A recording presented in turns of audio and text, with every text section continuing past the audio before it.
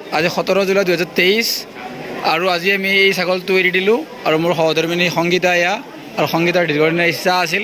তাই আগতে এবাৰ কামাখ্যা মন্দিৰত আহোঁতে ছাগল এৰি দিম বুলি কৈছিল আৰু ছাগলটো আজি কামাখ্যা দেৱীৰ এই ঠাইত এৰি দিলে কামাখ্যা আমাৰ নাম লৈ আৰু মই সহযোগ কৰিছোঁ আৰু ছাগলটো আজি সংগীতা এৰি দিলে। আমি আজি ছাগলটো ইয়াত এৰি দিলোঁ।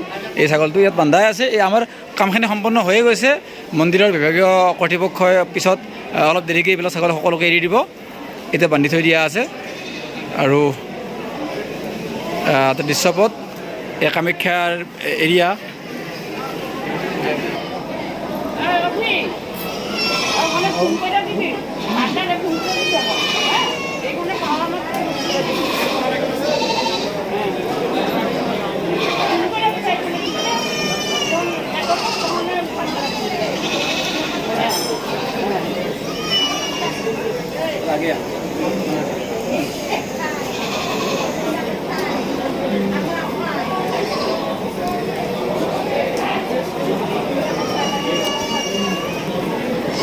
Vai ter